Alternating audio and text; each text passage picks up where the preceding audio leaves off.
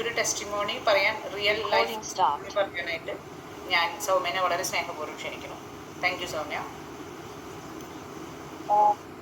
Recording in progress. Respiratory ഇത് കണ്ടാക്കി ചാടി വീണതാണ്. ഞാൻ അതിന്റെ കണ്ടന്റ് അറിഞ്ഞിട്ടോ അല്ലെങ്കിൽ യൂസ് ചെയ്തതിന്റെ റിസൾട്ട് അറിഞ്ഞിട്ടല്ല.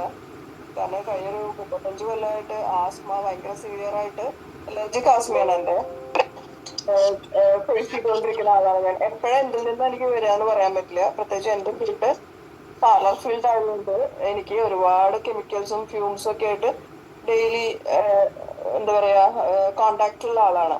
അപ്പം ആക്ച്വലി ഞാൻ ഒരു 30-35 വർഷമായിട്ട് ഇൻഹേലർ യൂസ് ചെയ്യുന്ന ആളാണ്. ഇൻഹേലർ ഈ ഫാർമസിയിലേക്ക് ഇൻട്രൊഡ്യൂസ് ചെയ്ത കാലം തൊട്ട് ഞാൻ യൂസ് ചെയ്യുന്ന ആളാണ്. ദെൻ എന്റെ ഇപ്പൊ ഇൻഹേലർ നിൽക്കാതെ നെബുലൈസർ യൂസ് ചെയ്യാൻ തുടങ്ങി. അപ്പൊ വീട്ടിൽ ഒരെണ്ണം പാർലറിലോ 2 നെബുലൈസറാണ് വാങ്ങി വെച്ചിരിക്കുന്നത്. എപ്പോ ആണെങ്കിൽ വരാം. എവിടെയെങ്കിലും വർക്കിനൊക്കെ പോകുമ്പോൾ ഞാൻ നെബുലൈസർ കൈ പിടിച്ചിട്ടാണ് പോവുക. അങ്ങനത്തെ അവസ്ഥയിലുള്ള ആളാണ് ഞാൻ. അപ്പൊ റെസ്പിറേറ്ററിന്ന് കണ്ടു കഴിക്കും. ബാക്കി എല്ലാ പ്രോഡക്റ്റും യൂസ് ചെയ്ത് ഞാൻ ഭയങ്കര ഹാപ്പി ആൻഡ് കൺവിൻസ്ഡ് ആണ്. അപ്പൊ പിന്നെ എനിക്ക് ഇതിലൊരു സംശയമില്ല. എന്തോ റെസ്പിറേറ്ററിക്ക് എന്തോ ഒരു സംഭവം തരും ഇതെന്നുള്ള കോൺഫിഡൻസിലാണ് ഞാനിത് വാങ്ങിക്കുന്നത്. വളരെ നല്ല ടേസ്റ്റുള്ള സാധനം, ഭയങ്കര ടേസ്റ്റും ഭയങ്കര തുളസിയുടെയും ജിഞ്ചറിന്റെ ഒക്കെ ആ ഒരു നമുക്ക് തന്നെ അത് കഴിക്കുമ്പോൾ തന്നെ ഭയങ്കര ഒരു സൂത്തിങ് എഫക്റ്റ് ആണ് കഴിക്കുമ്പോൾ തന്നെ.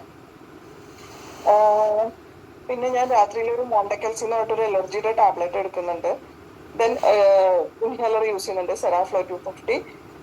എഗെയിൻ അതിനേക്കാൾ കൂടുതലായിട്ട് എൻ്റെ തോന്നിവാസത്തിന് ഞാൻ ഐസ്ക്രീം ഒക്കെ കഴിച്ചു കഴിഞ്ഞാൽ ഞാൻ വേനൽക്കാലം മുഴുവൻ ഐസ്ക്രീം കഴിക്കും. മഴക്കാലം ആകുമ്പോൾ ഞാൻ ഭയങ്കര ഡീസന്റ് കുട്ടിയായിട്ടിരിക്കും. തണുപ്പ് കാലം, അതായത് 2 മാസമാണ് കൊല്ലത്തിൽ എനിക്ക് ഐസ്ക്രീം കഴിക്കാൻ പറ്റുള്ളൂ. അപ്പൊ ചെറുപ്പത്തില് എൻ്റെ ഏറ്റവും വലിയ ആഗ്രഹമാണ് എന്ത്, വയറ് നിറച്ച് ഐസ്ക്രീം കഴിക്കണം എന്നുള്ളത്. അപ്പം ഞാൻ എന്നിട്ട് ഇത് കഴിച്ചു 2 നേരം കഴിച്ചു തുടങ്ങിയിട്ട് ഞാനൊന്ന് പതുക്കെ ഇൻഹേലർ ഒന്ന് സ്റ്റോപ്പ് ചെയ്ത് നോക്കി. അപ്പൊ എനിക്കൊരു കുഴപ്പമില്ല. കാരണം എന്റെ റെസ്പിറേറ്ററി സിസ്റ്റം ക്ലിയർ ആയത് എനിക്ക് ഫീൽ ചെയ്യാം. കാരണം മൂക്ക് എപ്പോഴും അടയും, അല്ലെങ്കിൽ തുമ്മല് വരും. മൂക്കൊന്നും ഒരിക്കലും എന്റെ ക്ലിയർ ആയിട്ടില്ല.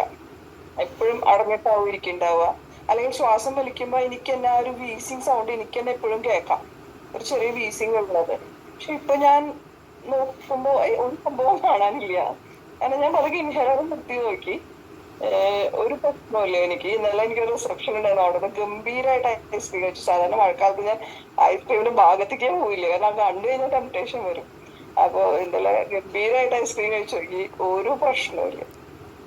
അപ്പൊ അതാണ് ടെസ്റ്റ്. എനിക്കപ്പൊ ധൈര്യമാണ്. അപ്പൊ ഞാൻ അച്ഛന് ആസ്മയുണ്ട്. അപ്പൊ ഞാൻ അടുത്ത ബോട്ടിൽ വാങ്ങിച്ചു വെച്ചിരിക്കുകയാണ് അച്ഛന് പരീക്ഷിക്കാൻ കൊടുക്കാൻ വേണ്ടിയിട്ട്. അപ്പൊ ഭയങ്കര ഹാപ്പിയാണ് ഞാൻ ഈ ഒരു പ്രോഡക്റ്റില്.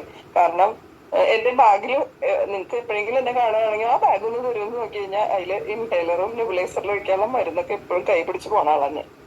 അപ്പൊ അത് ഒഴിവാക്കിയെടുക്കാന്ന് പറഞ്ഞു കഴിഞ്ഞാൽ വലിയൊരു കാര്യമാണ് എനിക്ക്. Thank you so much. Thank you Soumya. Such A wonder